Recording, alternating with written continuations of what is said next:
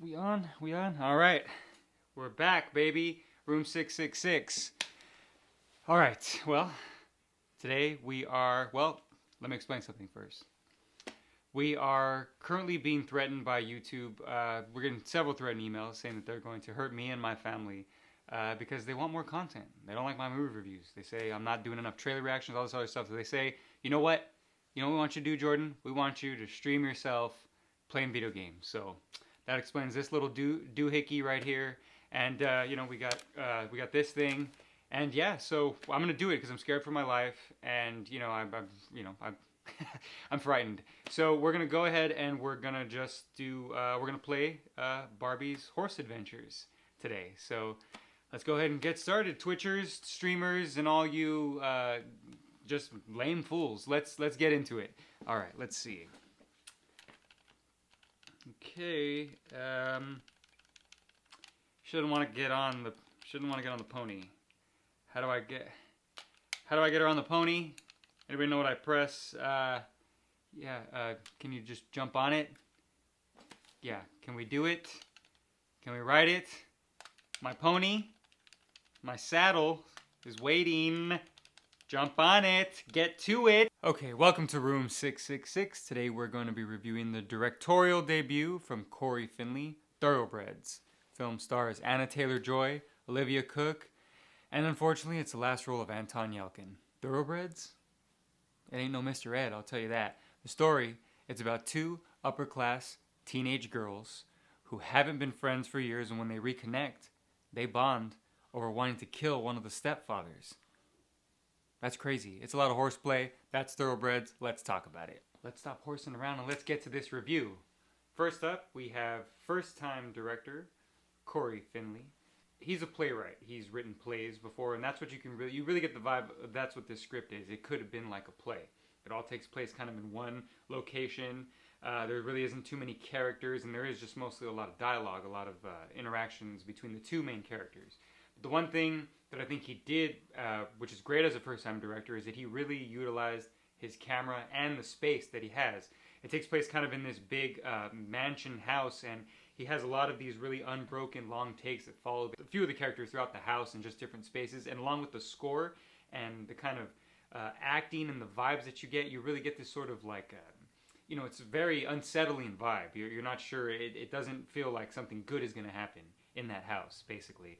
And I think with it feeling like that it is a play, he could have just put the camera still and just let the kind of actors do what they needed to do. But there's a lot of just great shots of, for instance, they're sitting down watching TV, and he just has this really kind of long take that's just kind of slowly creeping on them from behind as they talk, and the TV's on. And a lot of directors, they won't do stuff like that. They won't really kind of be a little flashy like that if it's just a dialogue-heavy film. They want to just focus on those particular performances. But I'm really glad that he didn't do that. That he really, utilized his camera, really did all kinds of stuff, and he gets all kinds of wonderful imagery.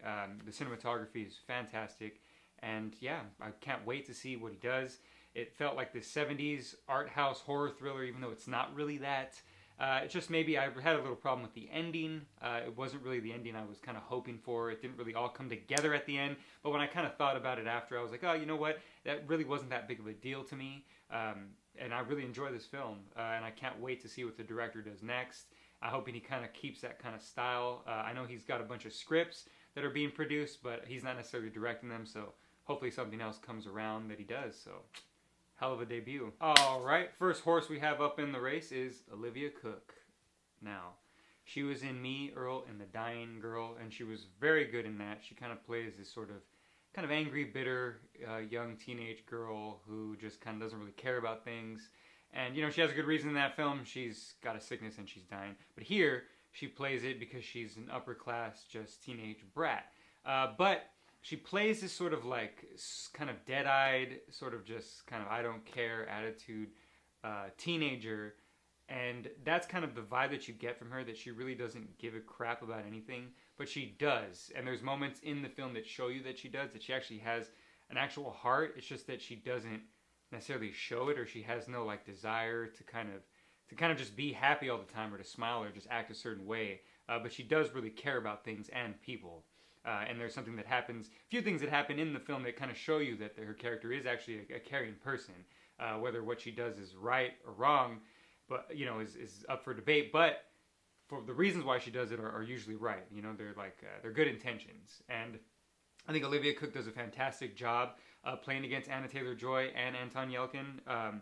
She is someone I think that a lot of people have been talking about to look out for, and this really shows why. I think she was good at Me, Earl and the Dying Girl, but here she really carries her own with this style and the 70s art house thriller style. I mean, I really believe that she was a killer, that she could be a killer, and that's that's the highest compliment you can get in the performance, for me at least.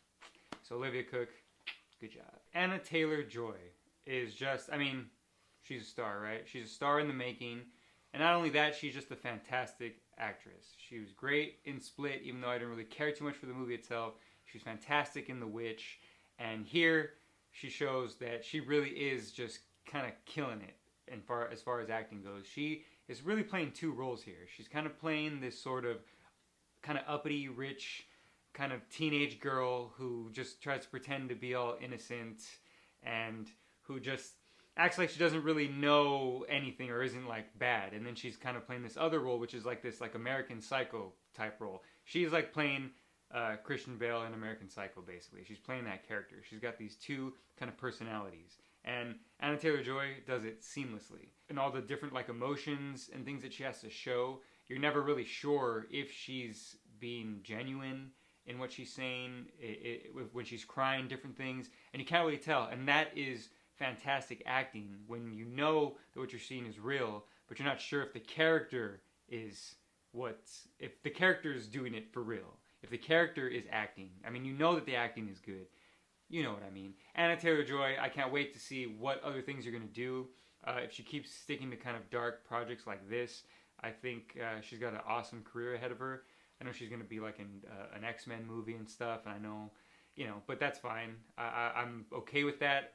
It's just I hope she kind of goes, I don't know, this route. This is a good route to go. And then, of course, her chemistry with Olivia Cooke and Anton Yelchin. It all works. All three of them just blend well together. It's a great cast, and she's the one who wins it on there. So, Anna Taylor-Joy, can't wait to see what you do next. R.I.P. Anton Yelchin. A boy is gone, and unfortunately this is one of his last roles that he got to do. And another unfortunate thing is that there's not enough of him in this movie. But the time that he is in it, he does a fantastic job. You really see in this little small role a really significant and huge talent that we've lost, because he brings a lot of vulnerability to this character. He plays kind of this older, kind of burnout type dude who sells drugs, and he's always talking about how he has aspirations. He's going to run the drug game and all this stuff, and there's a lot of moments of really just like sadness. You see this real kind of sadness in that character, and Anton Yelchin plays it brilliantly. I mean, there's like times where, especially part at the end where he's speaking to Anna Taylor-Joy, and you just kind of see this really just this fear and this sadness on his face for sort of what his future is going to be and just sort of what his life is at that moment. And it's a really cool little character in it. He kind of plays like this guy who thinks he's like thuggish, he has a gun and stuff, but he really isn't. And so it plays on that kind of like trope, but he does such a great job of making that character like real and not just like a dumb little gag or something. So R.I.P. Anton, I miss you. See you soon, pal. Alright, and also I'd like you all to meet Paulie Sparks. That's right, Paul Sparks. He plays the stepdad to Anna Taylor-Joy, and he's someone that you'll notice he pops up in a lot of stuff. I know he was in Mud and also Midnight Special, so he works a lot with Jeff Nichols, and he does a good job here. He also adds to the vibe, to sort of like the kind of creepy factor where you're not really sure. Everything's very unsettling, and he does a great job of adding to that with his character of being the stepdad, even though he's not really that evil of a guy. But I mean, I don't want to say too much about all their characters, because it would spoil certain things, and it's just a movie that I'd like you to experience for yourself. But Paul Sparks does a great job also. Just wanted to give him a quick shout out, baby.